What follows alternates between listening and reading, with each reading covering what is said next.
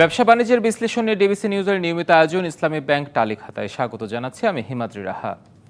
চট্টগ্রাম বন্দর দেশের সমৃদ্ধির স্বর্ণদ্বার। আমদানি রপ্তানি, শিল্পায়ন, শিল্প কারখানা পরিচালনা, বৈদেশিক ও দেশীয় ব্যবসা বাণিজ্য, বিনিয়োগ, কর্মসংস্থান সর্বোপরি জাতীয় রাজস্ব বোর্ড খাতে সর্ববৃহৎ অঙ্কের রাজস্ব আদায়ের চাবিকাঠি, দেশের সামগ্রিক অর্থনীতির হৃৎপিণ্ড এই চট্টগ্রাম বন্দর।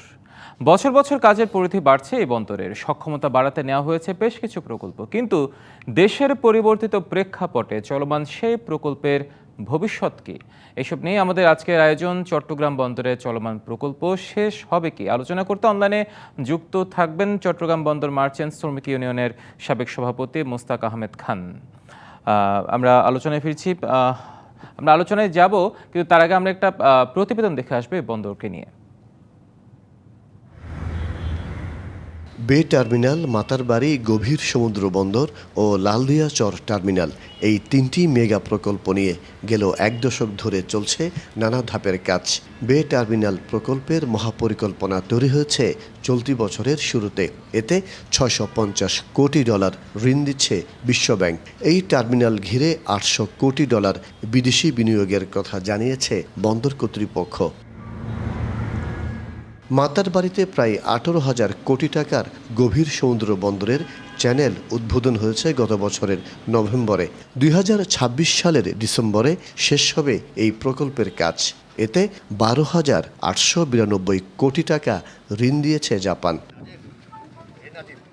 এর বাইরে 3,000 কোটি টাকার প্রকল্প লালদিয়া চর টার্মিনাল নিয়েও অনেকটা এগিয়েছে ডেনমার্কের প্রতিষ্ঠান মার্কিয়স শিপিং।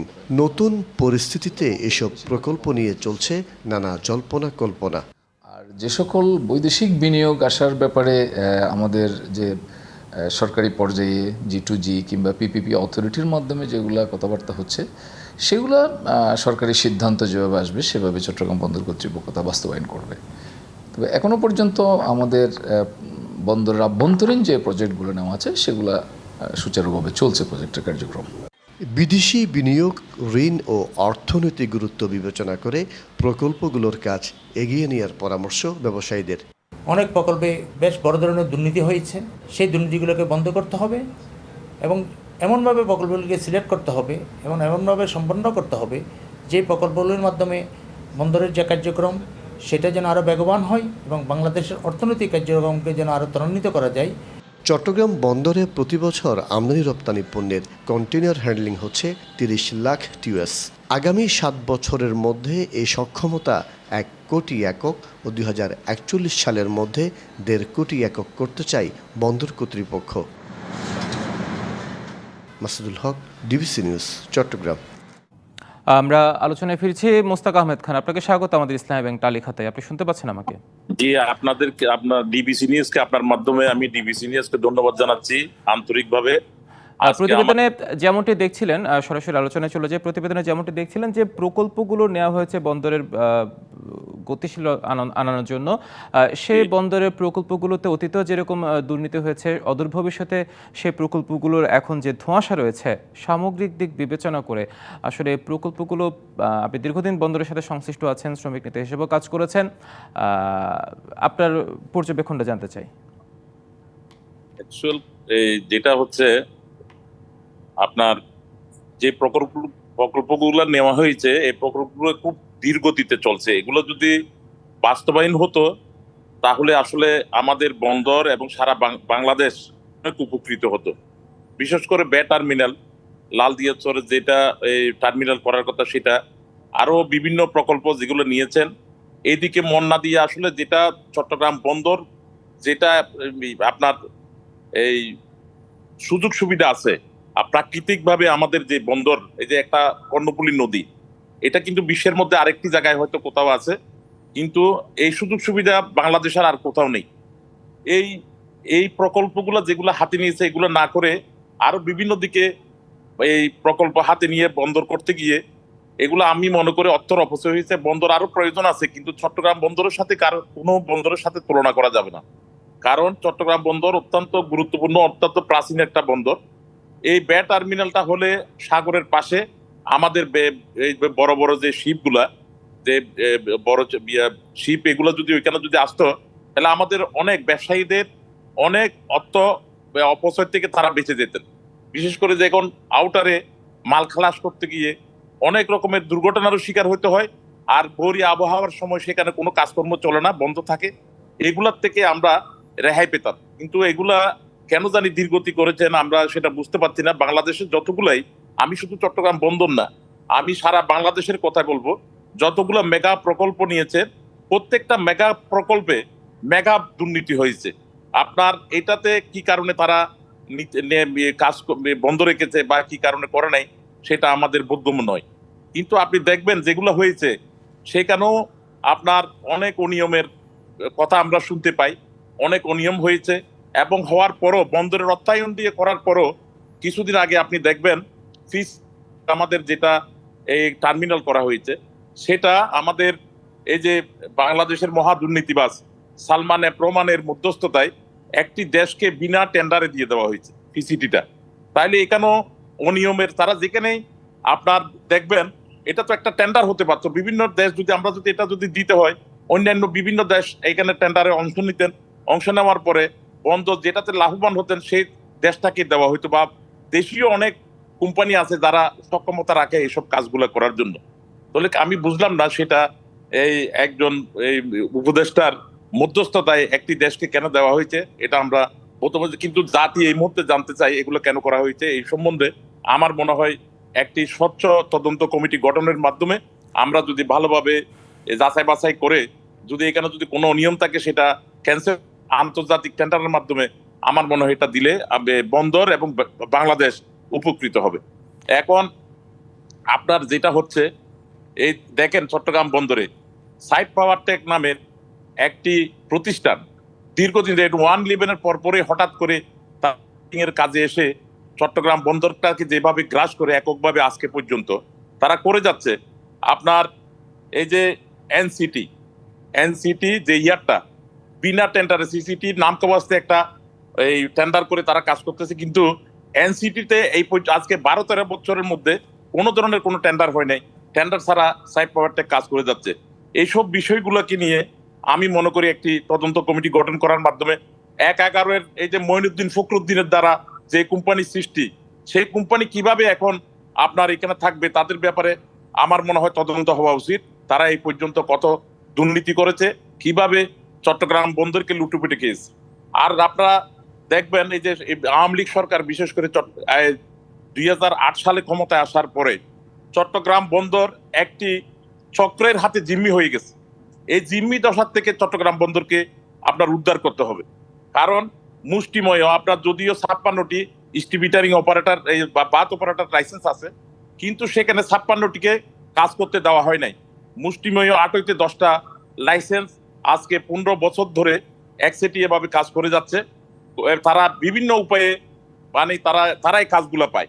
তো এখান থেকেও আমি মনে করি সরকারের উচ্চ পর্যায় থেকে এখন যেহেতু একটি আন্দোলনের ফসল আজকের যে সরকার, অন্তর্বর্তীকালীন সরকার, আমরা তাদের কাছে আশা রাখবো এই সব বিষয়ে চট্টগ্রাম বন্দর হচ্ছে বাংলাদেশের প্রাণ। এই বাংলাদেশের সিংহভাগ রাজস্ব আদায় হয় চট্টগ্রাম বন্দর থেকে। এই চট্টগ্রাম বন্দর বাংলাদেশকে অনেক কিছু দিয়েছে, কিন্তু আমার মনে হয় যতটুকু চট্টগ্রামবাসী এবং চট্টগ্রাম এই বন্দরের আয় থেকে পাওয়া উচিত, সেটা চট্টগ্রামের মানুষ চট্টগ্রামের উন্নয়নে সেই টাকা সেরকম কোনো কিছু পায় না।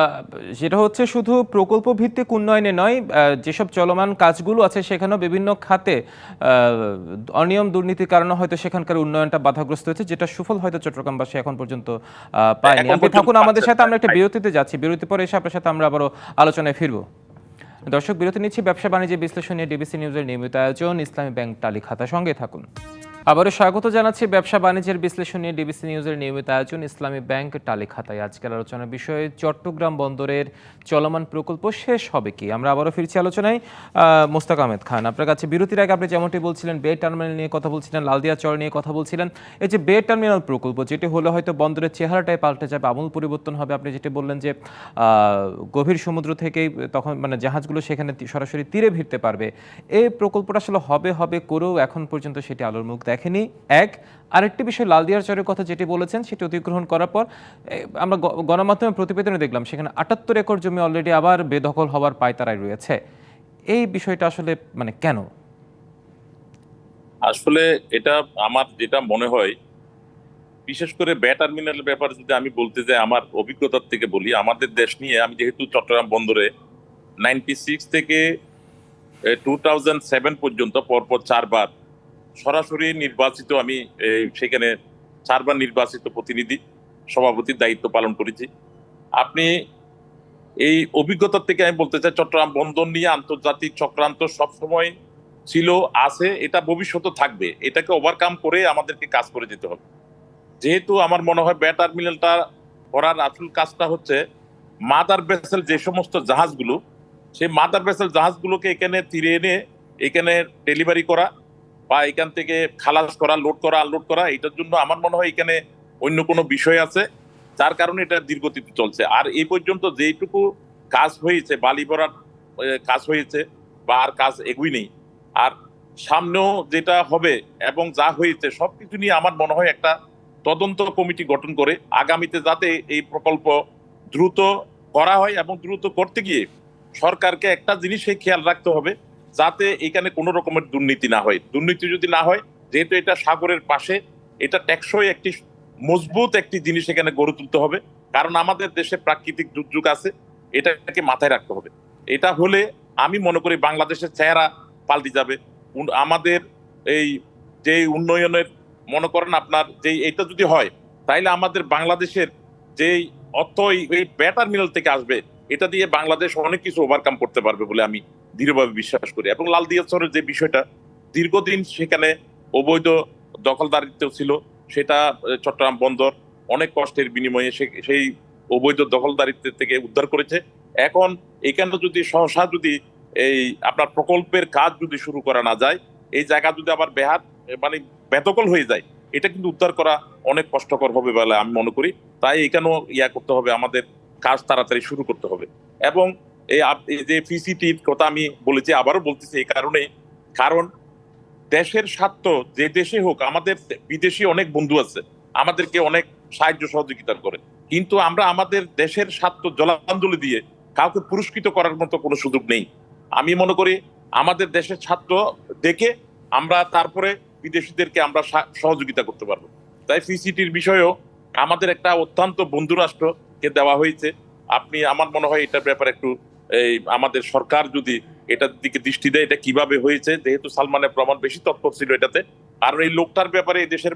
দর্শক, আমরা যে বিষয়ে আলোচনা করছিলাম, চট্টগ্রামের যে প্রকল্পগুলো আছে বন্দরে, সেগুলো আসলে ভবিষ্যৎ কিংবা আদৌ কিভাবে কি হবে, তিনি যেমনটি বলছিলেন যে মেগা প্রজেক্টটা বে টার্মিনাল আছে, সেক্ষেত্রে লালদিয়া চর আছে। ইতিমধ্যে আমরা বিভিন্ন গণমাধ্যমে যে বিষয়টা দেখেছি, লালদিয়া চরে প্রায় 78 একর জায়গা বেদখল হওয়ার একটি চেষ্টা চলছে। এই বিষয়গুলো আসলে খুব একটা অ্যালার্মিং, বন্দরের জন্য কখনোই শুভকর নয়। এছাড়াও আমরা দেখি যতবারই রাজনৈতিক পট পরিবর্তন হয়, রাজনৈতিক পট পরিবর্তন একটা প্রচ্ছন্ন প্রভাব পড়ে এই বন্দর কেন্দ্রিক অর্থনীতিতেও। যারা বন্দর সংশ্লিষ্ট আছেন তারাও হয়তো বিষয়টি বিবেচনা করবেন, দেশের লাইফলাইনে বন্দরটিকে কোনোভাবে রাজনীতির বাইরে আনা যায় কিনা। দর্শক, আমরা বোধহয় সংযোগটি পেয়েছি আবারও। জনাব মোস্তাক আহমেদ খান, আপনার কাছে সবশেষ আরেকটি প্রশ্ন জানতে চাই, যেটি বলছিলাম যে রাজনৈতিক পট পরিবর্তনের একটা প্রচ্ছন্ন প্রভাব পড়ে আমাদের বন্দর কেন্দ্রিক অর্থনীতিতে। যদি বন্দর হচ্ছে আমাদের লাইফ লাইন, এই বন্দরটাকে কোনোভাবে এটির বাইরে রাখা যায় কিনা, রাজনীতিকরণের বাইরে রাখার সুযোগ আছে কিনা? আমারও অনুরোধ, একটাই রিকোয়েস্ট আমার, এটা সবার কাছে, দেশের স্বার্থে আমরা যাতে এই কাজটা না করি, ওইখানে গিয়ে হানাহানি, মারামারি এগুলো যাতে না হয়। এগুলো যদি হয়, দেশের ভাবমূর্তি ক্ষুণ্ণ হয়। চট্টগ্রাম বন্দর অত্যন্ত একটি স্পর্শকাতর এলাকা, কারণ এটার উপর অনেক কিছু নির্ভর করে আমাদের দেশের। আমি আগে বলেছি, সিংহভাগ রাজস্ব আসে আসলে আমাদের চট্টগ্রাম বন্দর থেকে। তাইলে আমাদেরকে এটাকে অবশ্যই রাজনীতির ঊর্ধ্বে রাখতে হবে।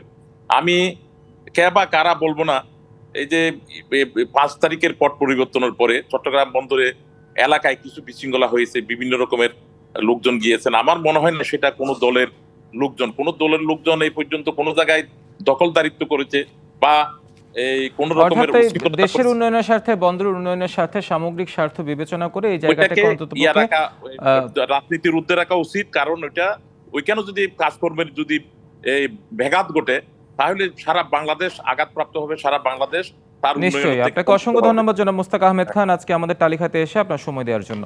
আপনাকেও ধন্যবাদ, অসংখ্য ধন্যবাদ। আপনি আমাকে এখানে আপনার ডিবিসি নিউজ এবং আপনি এখানে আসার সুযোগ করে দিয়েছেন, এর জন্য আপনাদের দর্শক, সকলকে ব্যবসা বাণিজ্য বিশ্লেষণে ডিবিসি নিউজের নিয়মিত আয়োজন ইসলামী ব্যাংক টালিখাতে আজ পর্যন্ত সঙ্গে থাকুন।